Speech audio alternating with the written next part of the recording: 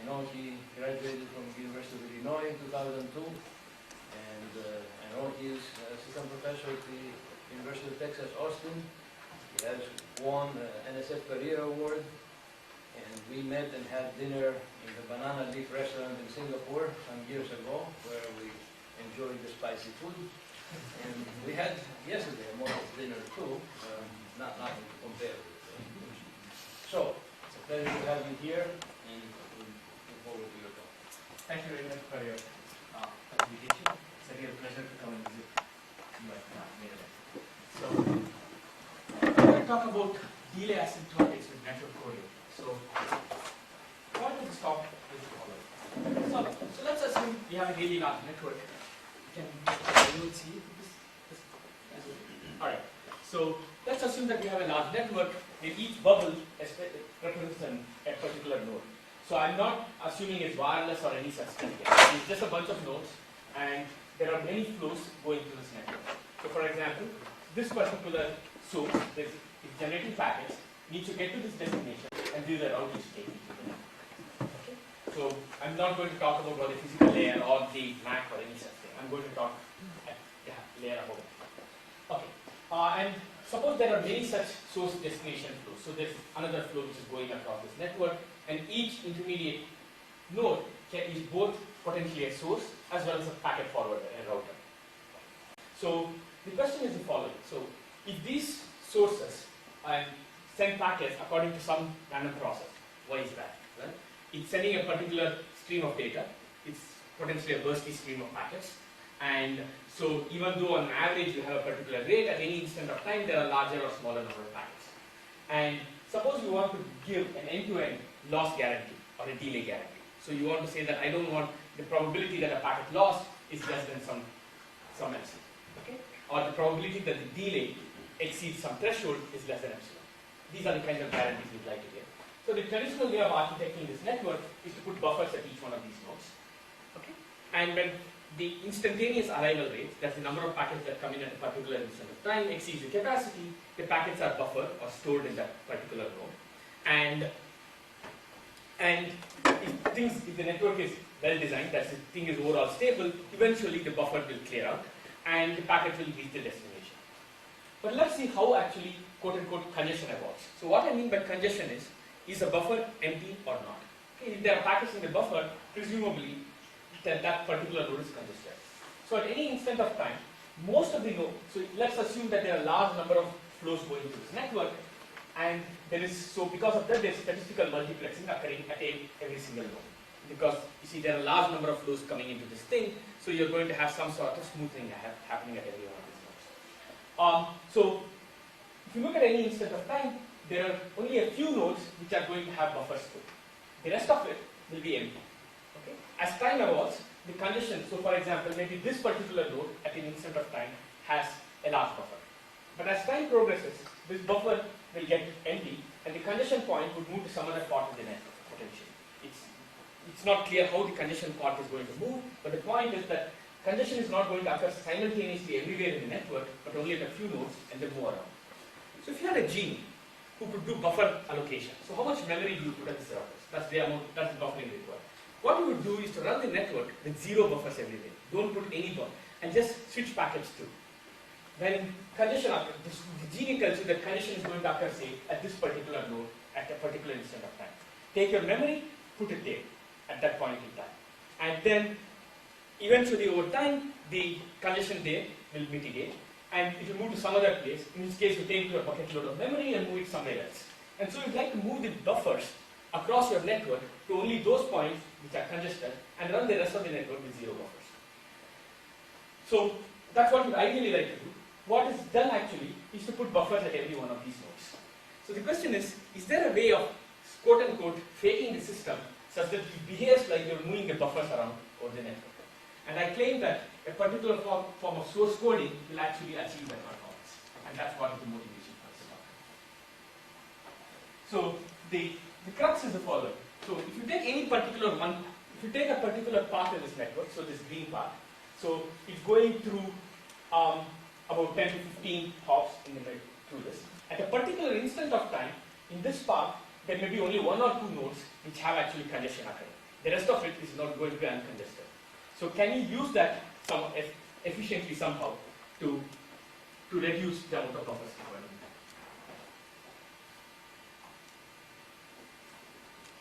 So this again just reinforces what I was talking about. So you have one particular source which is generating packets. I'm going to assume that everything evolves in discrete time.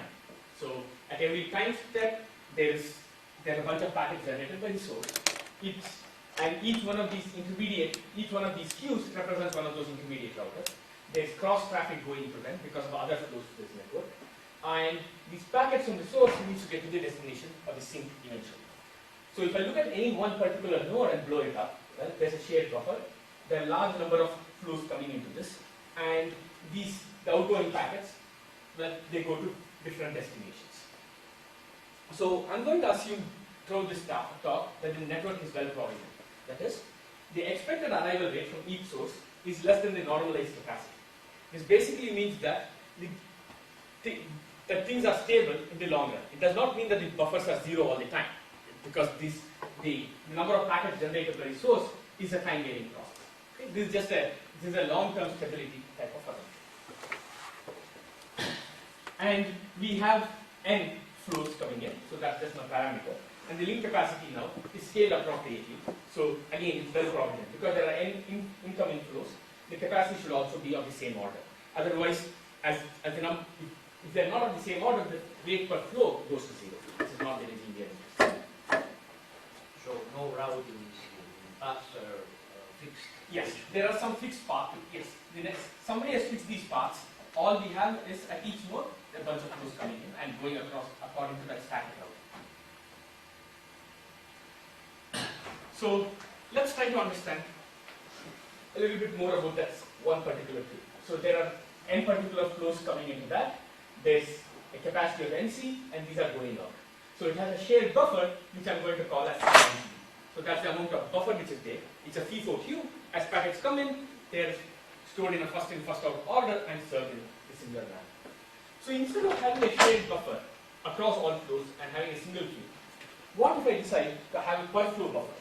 Okay? I'll take that same buffer, again, at the same router and split it up into n buffers per flow. Is this an efficient way of doing things? Clearly not.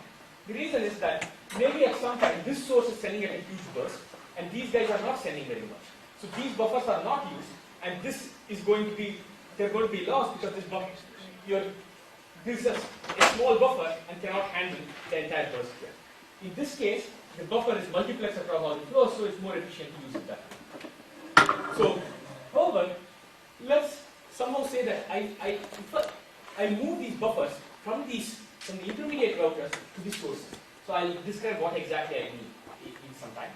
Essentially, suppose the router runs with zero buffers. What I mean by zero buffers is the following. If in a particular time slot, the number of packets which come in exceeds the capacity, just slice off the top and drop it. So only NC of them will get through, the rest are just dropped. But somehow I'd like to move the buffers to the sources, and I claim that there's a way of moving buffers to the sources, which is what somehow coding is going to do, such that the performance of this is much better than that. And that's basically the point of this talk. Excuse me. The model that you have is per link or per node. Okay, when you talk about the router, you are talking about one outgoing link of the router. Not So this is so if you look at the switch inside this, there's an n cross n. So this is not one link. This router corresponds to at the level of the network, there are n different flows coming in and n different flows going in. So there could be multiple ports here, for example. So for the stability, the rate condition that you put should be per link, not per node. I mean that if you have aggregation of the traffic for one particular link, then that is yes, perfect. yes. So that's precisely. What you want to have is sort of input link stability, output link stability, and those conditions. So, but suppose you have this here, the switching network, the switch basically being arbitrarily fast, okay, as fast as the port rates. Then I can just deal with sort of aggregate stability and don't worry about the details below. But yeah, the normal stability, network stability conditions have to be imposed at every point.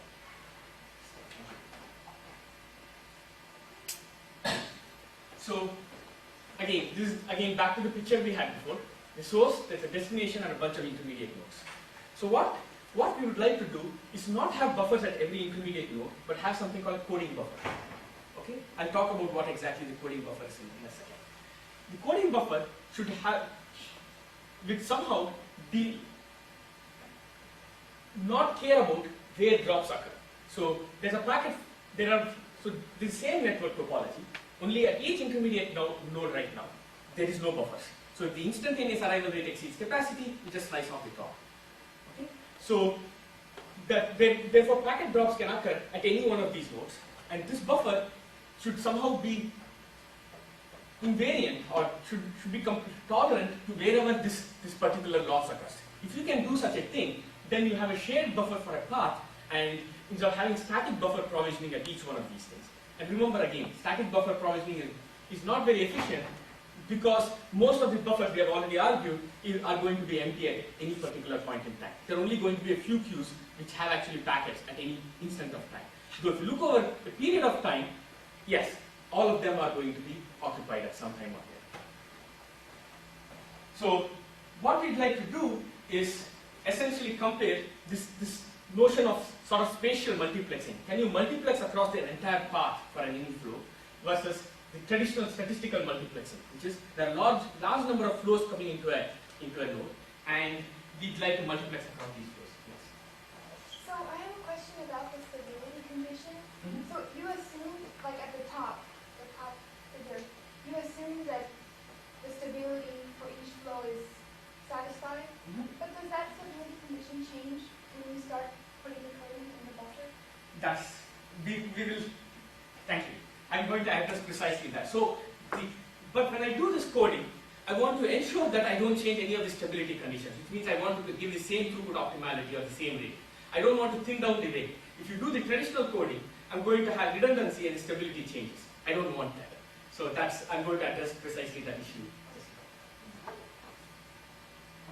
So there are many types of codes on networks which are being studied. I'm going to just use one type of code, which is a variant of these schemes. I'll talk about exactly the scheme I'm talking about.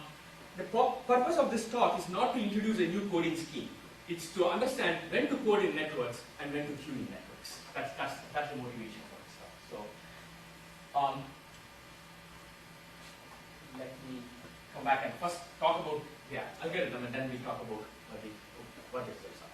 So let's now look at a particular source in the network, which is transmitting packets. Okay? So in this particular, I've drawn the three particular time slots. Remember, there are actually a large number of sources and destinations. I'm just looking at one particular source and tracking its packets. Okay? So at time -2, it generated 3 packets. At time -1, it generated 2. And at time 0, it generated 4 packets. So what you do at each time is to generate something called a coded packet. In this example, I'm going to generate 2 independent coded packets. So what these coded packets are the following. So I'm going to keep track of a window of packets, in this case 3 time units. And this packet is simply a random linear combination of these packets. What I mean by that is the following. Each packet is just a binary vector, so I can treat this as a particular element in some finite field. And so I'm going to multiply each packet by an appropriate random coefficient in the same binary field and add it up. And this will generate a new packet. And this is standard idea in network coding, where you just take a random linear combination of packets.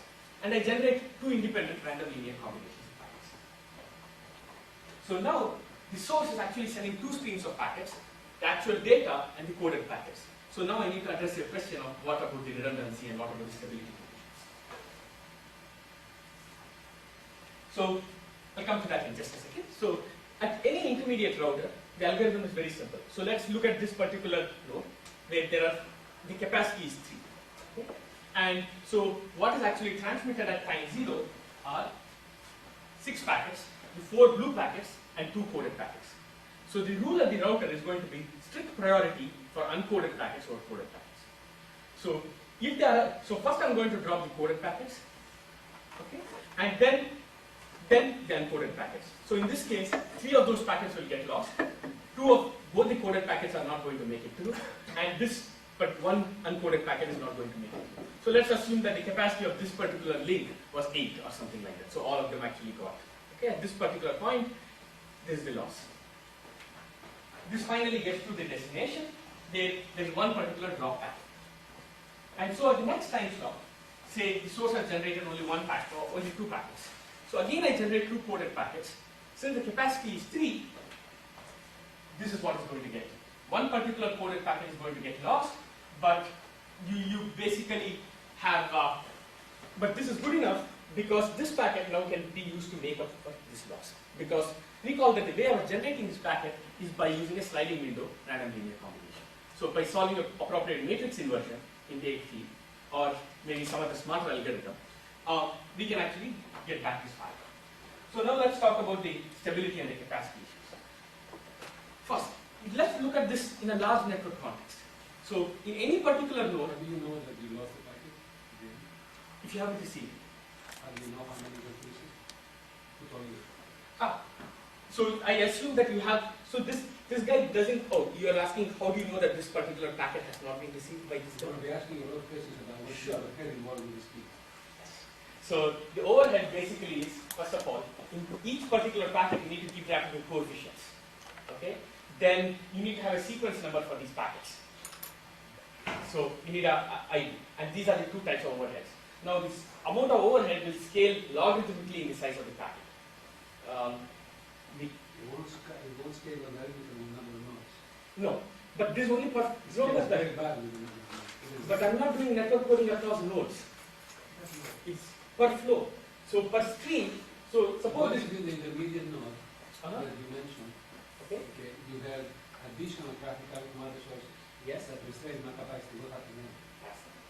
So that's So you it. cannot just deal with the problem just one part at a time.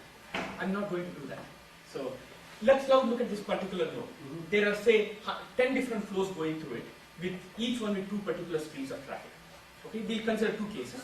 One case where the total arrival rate of the coded plus the uncoded is less than the particular link capacity. So everything goes through. So suppose that is not true.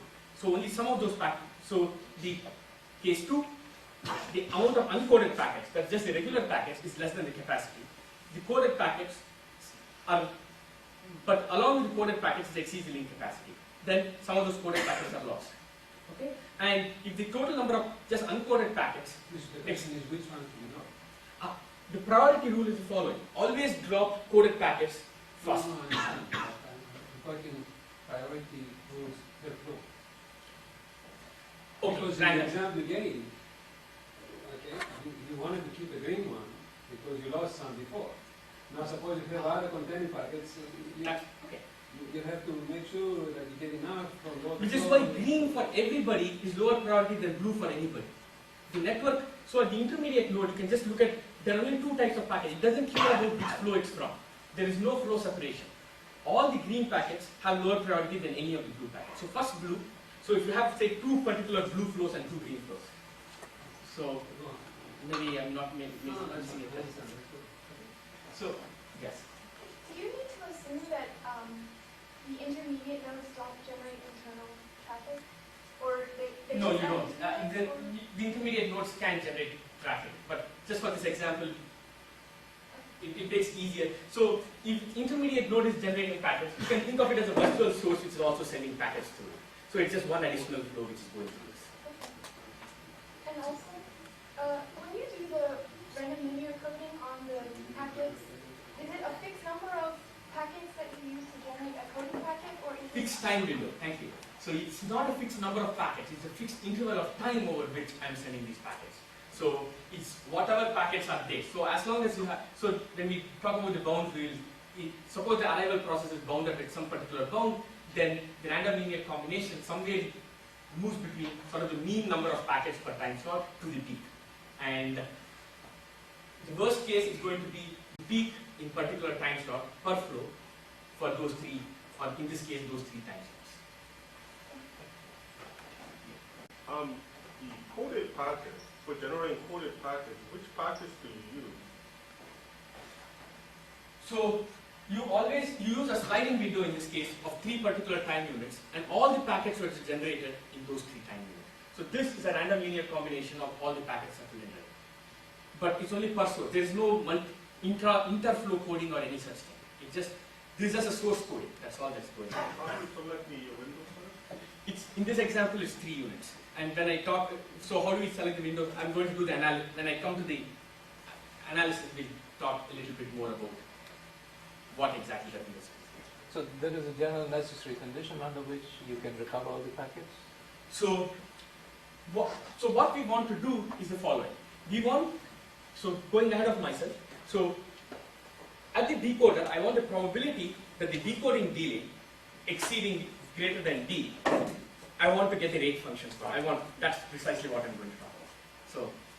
So I need to deal with the error propagation condition as well as all the network dynamics.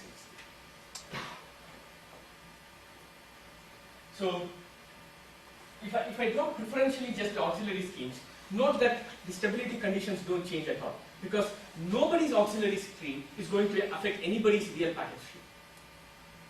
So none of the stability conditions change, because these green packets get to the network only when there's a local trough. In that particular time slot, the number of packets that came in was less than the link capacity. Only during those times, then nobody else is going to use those slots anyway, will these packets automatically go to the system. Okay? Does that clarify your question?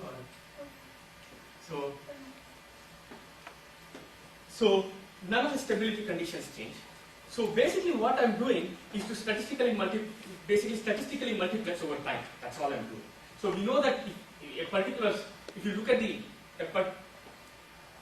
at this particular link over time, well, it's going to be congested and then it's going to come down and then it's going to be congested and so on. So whenever the capacity is not fully utilized, during those times, the coded packets will actually get through, and if the time scale of the congestion is not large enough, then we can recover the packets at that time. That's basically, so we need to now understand how the dynamics of that are, and whether I can match the same performance with buffering as is coding. And 2, how much coding buffer is required, and is it more or less than what I would do with traditional code? So these are the 2 questions I need to address. So this is really like another form of the concept of utilizing white spots, as we say in voltage grading, right? You have Yes. slack periods and you throw additional Right. information there. So, thank you. Yeah, I never thought of it that way, but yes. It's basically using resources which are never used anyway, but you want to do that one in an open loop manner. So only there is no feedback going on in this. At any particular node, it just goes through if it's available. And it should not affect anybody else, and that strict priority makes sure that that's happening.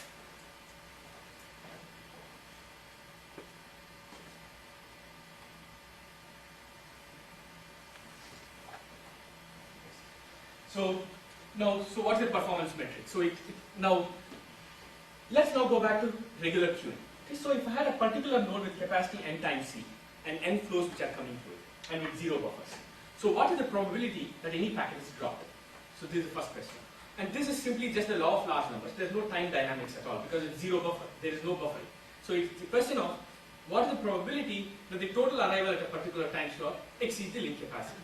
And using a Chernoff-Bohm calculation, that's all it is. You get that it exponentially decays in the number of flows and some parameter alpha 2 which is positive. So it's an exponentially decaying function. Now, suppose I'd like to control this exponent. So this is basically what now to control what's the loss probability I want. The only way I can do it is to control this particular parameter. If I want to control this parameter, I need to put a buffer in. So how much buffer do I need to put in? Suppose I put in a buffer size which does not scale with the number of flows. So again, there are n flows here, the capacity is n times c, but the buffer is just some fixed quantity. It turns out that the exponent does not change at all. Okay? Again, because, I don't want to. It turns out that the only way to control this exponent is, in fact, if I scale this buffer size, this is shared buffer, linearly in the number of flows. In which case, then I can now start controlling this as some parameter alpha 1 times b, where b is a normalized buffer size. So the total buffer size is n times b, then I can get this as, I can start controlling this exponent in a particular manner. So this is what I'm trying to meet. So this is my objective. So with traditional queuing, I can get the loss probability to be controlled as e to the minus, the number of flows going through, and this control. And I can control it by putting a coding, now I'd like to get the same exponent. And I'd like to know how much source coding buffer is required to do the same thing.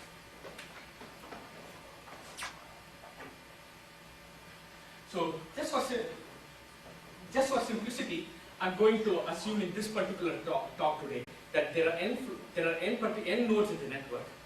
Okay, the nodes say are on a grid. That's not required, but it just makes the discussion easier. And there are capital N source destination pairs. Now these source and destinations are chosen randomly. Again, that's just one particular setup. That's not the general setup, but for simplicity, they're randomly chosen. Then we see that the length of any path on an average is root n. Because you have n nodes on a grid and you choose a random source destination pair, the expected length of the path is root n. And this again means that the number of flows which are going through any particular node again scales as root n. So these are the two numbers we need to deal with. The length of a path is root n hops, and in any particular node there are root n different flows which are going through that. So with this particular setup, what we want with coding is the following. Suppose now I use that particular algorithm I described. I haven't completely described it because I haven't said how I'm going to drop up across different flows yet. So I'll come to that. Then of the same type, I need to deal with that issue. I think maybe that was related to the question you were asked. So I'll talk about that in just a second. Then the requirement is the following. The probability that the decoding delay, so what is meant by decoding delay? Well, suppose there's a packet drop, I need to make up for that packet so that I can invert that matrix. And it may be multiple drops, in which case I need, if there are multiple drops, I need to get the right number of packets so that I can decode, I can invert the appropriate matrix. So the decoding delay exceeds any threshold d. So this is not scale, it's any finite d. Should be e to the parameter, in this case root n, I'd like, times some constant 1 times d plus constant 2. So this is the same kind of performance which I'd like with buffer. So with buffering I had this particular quantity was root n. What do you assume about the size of the packets and what do you assume about the statistics of the arrival process? Each one.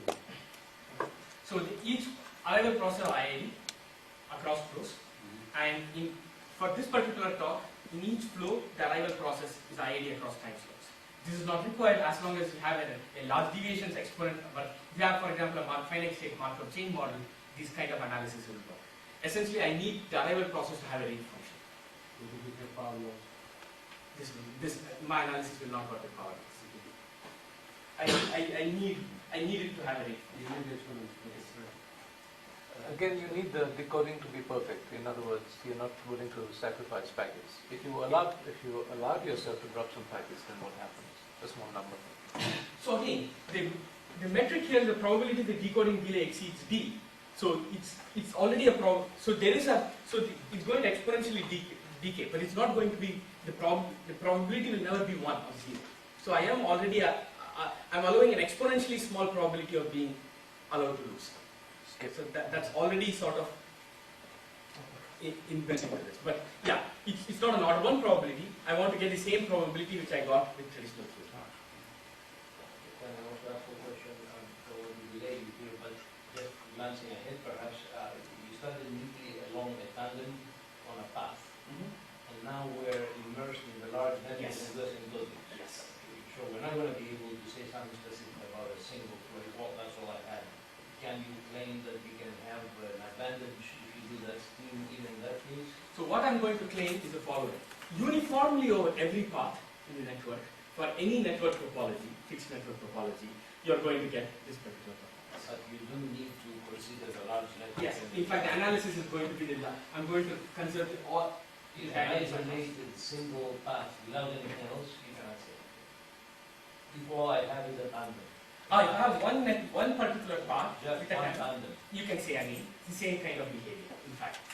It's a special case of this. So what do I really need for my analysis to work? Assumptions on the topology. So this analysis works for any topology which has the following properties. That on any particular link in this network, the number of flows that go through it scales as some n to the alpha, for some alpha strictly greater than 0. Okay? The length of each path scales as n to the beta for some beta greater than 0. So there's something which is growing super logarithmic. Essentially, it means to grow at some polynomial rate. So only asymptotically you're going to make this. Yes, almost. In fact, my statements will be in terms of rate functions. So if I have just 10 nodes in a tandem, and the two alternatives are either to buffer or not buffer at all, or not buffer and have coding, can you say that? I can make statements, but it's not going to be mathematically precise. It's the same kind of. So if you look at a single server queue and you talk about, I get a particular rate function in that which tells you quote unquote approximately the probability of drop, then does it actually mean that as you know that it does not mean that with 10 nodes I'm going to get that performance, but it will work as long as the law of large numbers has kicked in. So whatever the size, typically for numerical results, typically when the number of nodes or number of flows is out of 50, we see that these particular exponents actually catch up and get very, very good. Essentially, because the reason why they are not going to be precise is basically because of the polynomial term sitting in front. And the question is, does the exponent dominate or does the polynomial sitting in front dominate? And if then I was hoping that there might be a pathwise argument that might allow you to say that one is better than the other, even without asymptotics. If you just have one finite path and you compare, still. as you want to couple these two. I guess for particular topology, that's a good point. For particular topologies, maybe we can couple a particular queuing network and a coding, but I haven't thought I'm about just that. thinking of a tandem, single tandem, finite tandem. And you offer a very nice idea of, say, utilize the empty spots. Whenever I have slackness, send coded packets. Somehow that should be able to do, obviously, better than if you don't have buffers and you don't need anything So else. what is it? But how would you compare with a buffer case? So what is the cross traffic on each one of those nodes? None. Oh, then of course coding is always better than buffering. In that case, the reason is with static buffering. If I had a tandem, we know that at the first queue already we have smoothed out everything. As long as suppose the linkage, suppose you put buffers at the thinnest node. Right, essentially. it becomes trivial. So Yes. yeah, we should have some kind of Right. traffic. Yes. So now what's the quality of service required for those traffic? So that's really why I want to look at the entire network in one case. Because you could say if I don't care about those cross traffic, then again it's better to just coding is immediately better than queuing. So unless you say that I want to give the same kind of guarantee to everybody, okay, then now you need to start talking about all the couplings, which is what we are going to do. So now how am I going to lose packets? So at any particular time slot, the only notation I'm going to use is the following. A is the arrivals due to the regular packets, and these are the coded packets. So A sub T of K is the number of arrivals at time T from flow K. And so there are n flows per this at a particular link. So there are n flows going through that link, so this is the total number of packets that come. Nc is the capacity of that link. So this difference, the plus basically means max of this and 0. This difference is basically the number of packets that exceed the capacity. So I'm going to assume proportional dropping. So by proportional dropping, that means that the number of losses occurring per flow is proportionate to actually the flow rate. So one way of sort of getting proportional dropping in practice is drop each packet independently. So you first compute, you figure out how many packets. So you figure out the total loss divided by the total arrive, and that's the basic probability, and drop each one IID with that particular probability. Then if you have large enough numbers, then this will be approximately. But in any case, I'm making a stricter assumption here that is actually exactly proportional dropping. Okay, so there's no randomness in my analysis. So that's the way I'm going to drop packets. And how will I use the quote-unquote white space? Okay? The other side of it. So if this particular term is the capacity minus the total number of arrivals plus. So this will be positive if there is white space. Okay? And this particular term is the normal divided by 1 by n. So this is normalized white space. D bar, say, is the maximum number of coded packets which you send. So clearly you cannot get more coded packets going out than what you actually send. Okay? And each flow basically gets the number that goes through the minimum of these two terms. So the white space is shared equally among all of those. That's basically all that's happening. subject to the fact that there are actually packets that can use it. Of course, now there's one issue which is actually a very important issue. The packets which are coming in here is not actually the number of packets that are sent by the source. They have gone through the network. There have been losses already occurring in the network. So that's what you really need to deal with. There's another question. Right. If I have white space, why is it better to use it in a blind way from the source versus buffer more and wait until you get the opportunity and send more packets? You have to analyze that, otherwise how can you claim that it's a benefit? So I didn't get your question. Okay, I get white space in an intermediate node, okay? But I hold the packets because I have no know. storage there. No, wait a minute. Okay. Why isn't, I know you don't have in your scheme, but why isn't the scheme number posing better than the proposed? I hold it there, and when I get the space, You can use it. then I can use it. Then I save the delay from going from here to here, right? Plus, I know what I'm sending versus going totally blind from the beginning and hoping that you're going to hit the white space when it occurs, I right? completely agree with you. It could be better than this. But what I'm going to claim is, even just this is going to be way better than queuing. I'm going to show that it's order-wise better than queuing. So if you do this, so basically your question is, can you combine queuing and coding?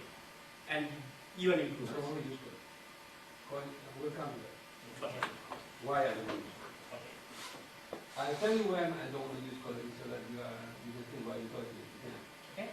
Everything you assume here is static. The code doesn't change, the paths don't change, nothing changes. Correct? So the case I'm looking at is when things change. So I have a lot more severe problem with finding and understanding when the opportunity occurs than what you have to do. Okay. I may be able to answer. Maybe I'll come back to that towards the end. So you have proportional dropping and you have coded packets using the white space in this equal manner. And the question is, so now I need to figure out, with all this coupling in this network, how can I decode a particular packet? So I just want to spend 5 minutes on the board talking about something very different, but which will immediately, once we see that, we'll see why this expression makes sense. It looks like a really ugly expression right now.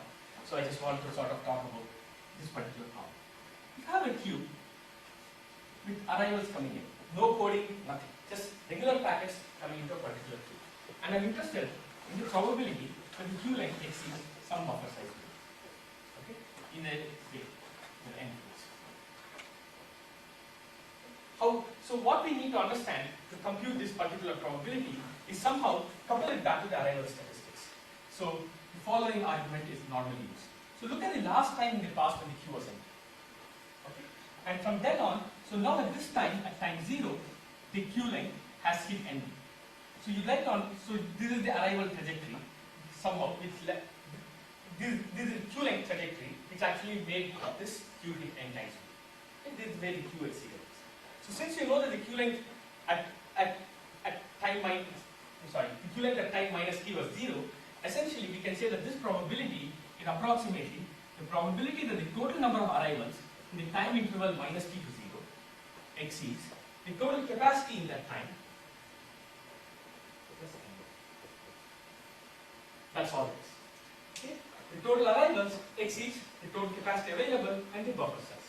And now this is a law of large numbers question, because we know the arrival rate, so we can now do this is basically a sum of so many random variables, and I can start deriving things. Now, we don't know what the last time the system was empty, so we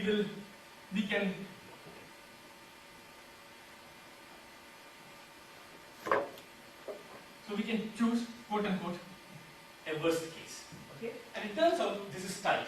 The reason is because of the main idea in large deviations, which is that in large systems, bad events occur in one most likely way. So even though that the queue length, the time between the last time when this was empty could be one of many different cases. There is one most typical case in which things will happen, and that's the time step which you need to capture. So this is the key idea in these kinds of analysis. So what you need to identify is two things. One, something called the system was empty, and two, what is the event which you can translate to. And so those are the two things which we need to understand for coding. So my bad event, my reset event is going to be the following. Look at the last time t, when over a window of d intervals of time, no losses occur in a particular source path. So I want to analyze that particular source decision. So I'm looking at d time units when the system was empty over those d units. So what is d? Again, d was the decoding delay I'm allowed to call. So my objective was the probability that the decoding delay exceeds td. For that particular objective, this is the equivalent of a reset, which is what I'm interested in. Then, from that particular time onwards, suppose the following condition is met. Over every sliding window of d units, the total number of losses is less than or equal to the total number t. So, what is that? So, let's look at this particular time interval. In this case, say a bunch of packets were lost here, a bunch of packets were lost here, but there was white space here, so some packets got through. As long as in this window, this basic stability condition was met, that is, the losses here and here is less than the total gain. Then, that does not mean that I can decode immediately. The reason is that in this particular, there's basically coupling over windows. Okay? In this particular window, there could be some losses and some gain. So, you need to deal with these things. So, in every sliding window, suppose this condition is met, then my claim is that at time d out here. So now I'm interested in the decoding delay of a packet which arrived at time 0 exceeding d. Okay, that's my objective. So then I claim that the probability that the decoding delay is less than or equal to d is subsumed by this particular event. Okay, so and this particular event is now I've brought it down to one more level of network parameters, which is on losses and recoveries. And losses and recoveries, as we previously saw, are coupled back to the arrival process in some manner. So now I can hopefully use contraction principles and sort of large deviation type techniques to start understanding these primitive processes and couple back my loss events to these things in network processes.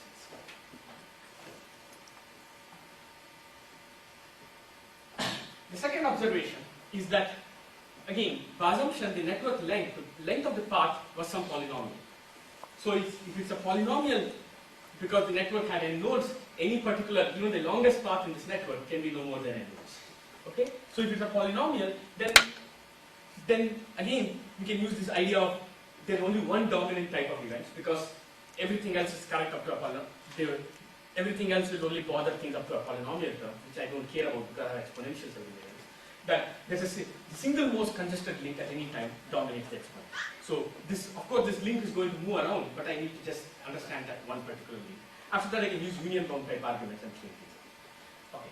Now, but however, at that particular link, we need to still understand how the arrivals are correct, because it has gone through a bunch of other nodes already. Okay? And this again, we can.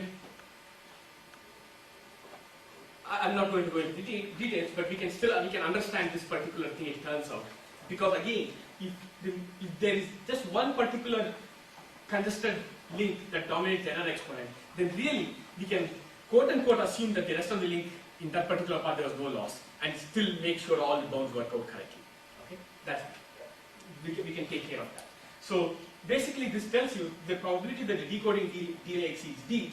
Based on this argument, I can actually get this upper bound, which goes down exponentially in the basically root n in our case times the exact scaling which we wanted. So what is the point of all this? So let's go back to just basic queuing. How much buffers were used in the network? Well, we talked through each node there are root n flows. So the amount of buffering required per node is root n times b. And there are n nodes in the network, so the total number of buffers required is order-wise n root n times. So that's the total order. However, with coding, I can get you the same error exponent with the amount of buffering is order 1 per flow. Since there are only n flows in the network, the amount of buffering required is n times d. So I've got down from n root n to n and giving you the same performance. Essentially, the reason is that there's a lot of... What if d grows and square root of n? For any fixed decoding delay. So I want to decode in n times loss. You have to tell us how the window of decoding is estimated. Because the window of decoding is going to be affected. It's a by fixed how much delay. of the- Yeah, but you have to choose it. Otherwise, the condition that you need to have balance of lost packets versus coded packets within its window, it may not hold. It has to hold at least with high probability. So the claim is for any. So let's turn the question around and talk about queuing. What is the B you choose when you're in B? So what the performance required will be on alpha 1 times D plus alpha 2.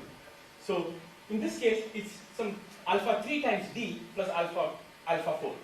So whatever the performance there you want, D is going to be an order 1 proportion to that. Does that? No. The way you got the n log n in the buffer case is you try to link the buffer size to the number of flows. You want to do the same when you have interfering flows for the window size. It seems to me that if you have interfering flows, okay, you may have to increase your coded window to make sure that you have enough coded packets to correct. Yes. So that's, if you assume that's fixed, I don't think the same window is going to work for coding for independent number of nodes, if you have interfering traffic. So this is what I claim. The probability, so let's choose a window size of D. And if I don't decode in a window D, then I'll assume that it's actually lost. That is not true, but this is an upper bound, okay, on the existing. If I don't decode it in D, then I'm going to get it.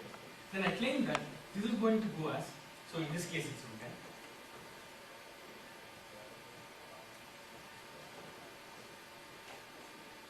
So these are fixed positive constants. These two are some fixed positive constants, they don't scale.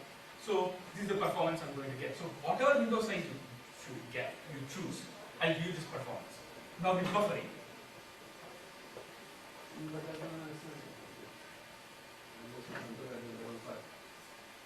I'm not scaling the window size at all. You're saying that in the same window, if I have more nodes, the probability that I will recover is low? Because the path length. Why is that?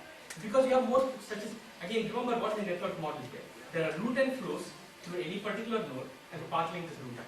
So as you increase root n, you get more and more statistical multiplexing effect at a particular. Remember, the capacity also increases. It's not that I'm fixing the capacity and increasing the number of flows. We have no buffers. Yes, but nevertheless, the gap increases. So let's just allow multiple arrivals. You must be making an assumption that you're not declaring. You must assume that other all conditions that the network is stable. Oh yes, right. The basic network is stable. That was the assumption. Okay, so in At all times and under all conditions. not at each time slot. Oh yeah. In the long term only, I'm assuming. No. Everywhere it has to be stable. If you start getting bursty instabilities, in some cases, you will never be able to recover those packets. And because you have only a finite number window for which you use corrected paths, you'll never be able to go back and link. Or at least you won't be able to do it within time D. I'll explain how you can do that. Okay? You've got one particular flow. So this is the bus D level at which it's sending. So let's look at this particular node in which this is going. Okay? There are also lots of other guys going through this thing. Okay? So if you look at this particular guy, And they are also bursty. yes, but they're independent. So what's the probability that the bursts are going to be synchronized over a D interval time? As the number of flows increases, that probability is exponentially increasing. So the point, again, why are you getting white space in large networks? The reason is that things are getting desynchronized as you scale up the size of the network because they're independent flows.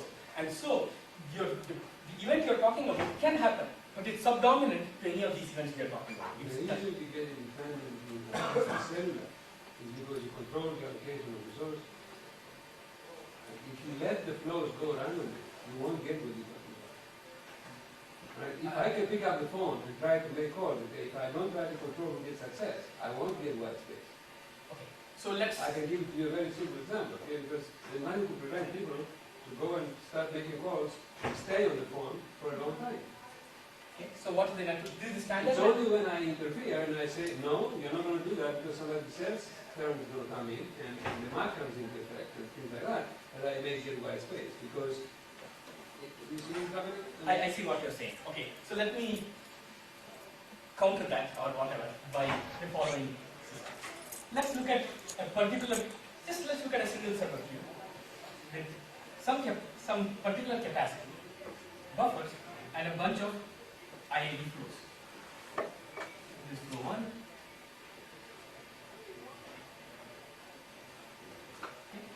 By IAD, I don't mean independent in time. I'm just talking about independent across flows. So as you scale the system up, the probability that the loss occurs or drop occurs here is going down exponentially. The reason is again, in spite of the fact that each one can be bursty, okay? Even if each one is bursty, Let's even forget the buffer. Let's put 0 buffers here. Let's forget coding. Let's have nothing here. Okay? Let's just look at these arrivals coming to this. Here in this case, you're going to have a probability of losses occurring in 2 successive time slots exponentially small. The reason is, again, basically because these are independent across curves. And that's again the model. So the model you are talking about is this particular thing. Yes. Okay? Mine is not a closed loop system. Okay. It's an open loop. So Not even in but then how do you handle the question? Alright, I guess you're not worried about wireless. that's why this is, I said this is not a wireless There's problem. No wireless. This, Alright. given a topology, Okay, right. given a particular graph, and given these flows, I how do you? am coming from my concerns and, okay, sure. So, if you want to do wireless, then what you need to do is to have a physical layer down there and a scheduling which is sitting on top, somewhere down there, which is hiding those effects space. Okay? So this is sort of just the multiplexing question is all that is being addressed. Nothing about the local interference and things like that. So, if you do have such a setup, then what you can save from n root n to n. So of course there are many concerns. One is what a time scale if these routes remain static and things like that. In this setup, there is a particular static routing setup, and there's a particular graph, and there's no interference, and that's the network model, and we are doing all these things on top. So, since I have only 5 minutes, so I'm going to sort of skip the second part of it, which is on effective bandwidth. So, in summary, the question is, so this says that if you have a large enough network, then coding gives you much better utilization of white space than buffer. So is it better to code than buffer even if the network size is small? So in particular, the other extreme is when I've got only one flow, a single buffer and a single capacity. Is it better to do this, or is it better to do this? Which is have just a coding buffer and the node have a 0 buffer. Again, use the same strategy, but don't code or queue. Don't queue, just code. And the same kind of priority rule, and packets are dropped. Again, you'd like to ask the same question. Now, in this case though, because we are talking about a single flow, now we need to start scaling the window size, because there is no multiplexing effect. So this is sort of related to the other question you asked. Okay? So now, I want to understand asymptotics in D. In the large D regime, what happens? Okay? So how does, as you increase the block size, as it were, how do things behave? Is it better to code or to queue? And it turns out, one way of doing this is through this notion of the effective bandwidth. So for queuing, this was basically, this idea of effective bandwidth very quickly was the following.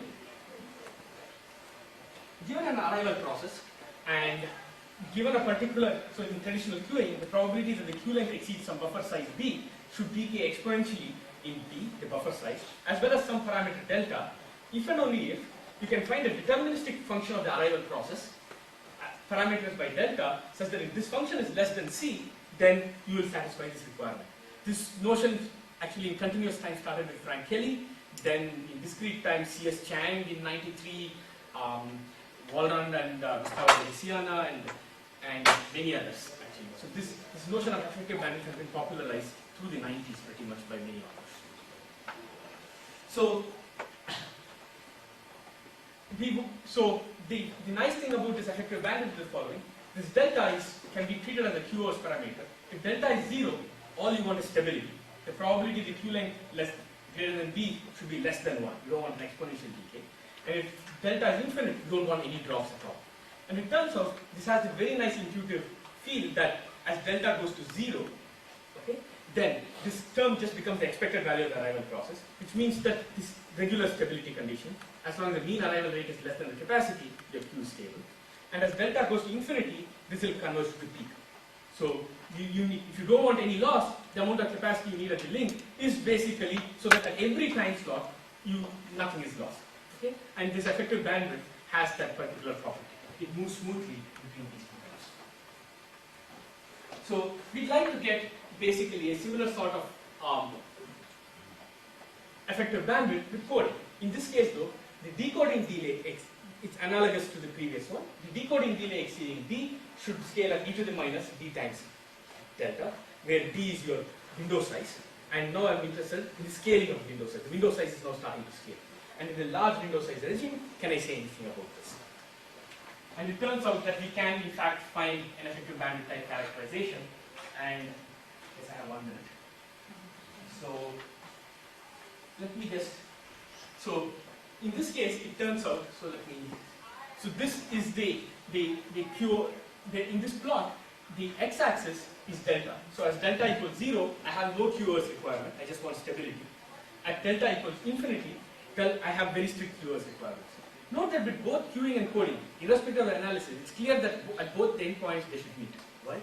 Suppose you just want stability, then use an infinitely large code. So if you use an infinitely large coding buffer, then is equivalent to infinitely large queuing buffer, which means that that as long as the average, because the coding didn't change any of the stability conditions, as long as the average conditions are met, things are fine. So at one endpoint, both these curves should meet. At the other endpoint, suppose you want no loss at any time, or in queuing, no queuing delay at any time. The only way to do that is to provision the peak arrival rate and the link capacity. So again, in both extremes, coding and queuing should be the same. And just as a sanity check, the term which the effective bandwidth derivation of ours does in fact have this problem. But everywhere in the middle, it turns out, this is again numerical, that the particular experiment, the particular effective bandwidth formula is computed is always higher than that for queuing. So coding is order-wise the same as queuing, but the effective bandwidth is always worse. Only when you have large enough, only when you can sort of recoup for that, for coding across multiple links, then only coding starts helping. So the summary is that as long as you have long paths in the network, you'd like to code. If you don't have long paths in the network, you'd like to just use traditional queuing. Again, so numerically, again, if you have about 10 hops in the network, it looks like... Magic number? Is a magic 64 number? No, there is no magic 64 number. So long in this case means as long as it polynomially grows in the network size. That's when the analysis can flow. Practically, what does it mean? If you have more, I've done some simulations, it's more than 10 hops, things seem to work very nice. But that is not a formal statement in any sense. So that's a summary of my talk. Thank you very much.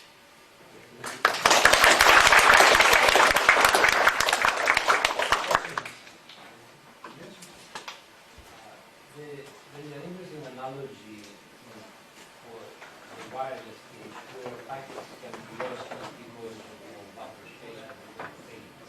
And one of the reasons that we're learning to try is movement in this kind of wireless system is that calendars can get the space, and now there is this analogy with the framework you described with losses because of the buffer. One is what the conclusions of this analysis carry over to the case where you're really concerned about losses because of queues, buffers, overflowing, capacity, instantaneously, but rather the only alternative you have then is to retransmit. So traditional comparison has been network loading versus ARQ schemes. Forget about fancy models of interference and physical layer and so on. Just a simple canonical thing where you lose packets because of fades, so they're lost in transmission. I don't know if you give it a thought or you have some thoughts. I haven't thought about it, but I can just sort of give a first cut. So one, if you have, even in your wireless system, that you have a large enough number of flows going for each flow, which I'm not convinced is the right setup, but if you do make that, then I think we can push this analysis to say something there. Essentially, in the loss model, you want to have, that itself will have a probabilities associated with it. So it will put one more term in the rate function. And so we should be able to push, because now there are two ways in which sort of bad things can happen. One is the channel behaves atypically from the mean. So even though you have a mean probability of so and so, it could behave worse. So it's as though the channel distribution itself has twisted. So you can look at it as a mega value large deviation there, and you can do something there. Or if it's a finite state channel, then it's again a vector value large deviation. So now overflow can occur for two reasons. One, because the arrivals were behaving badly, or two, the channel was not behaving according to its mean behavior, but that's twisted. So I think this kind of thing can be pushed through there. But besides that, there's a... I'll definitely take it. Thank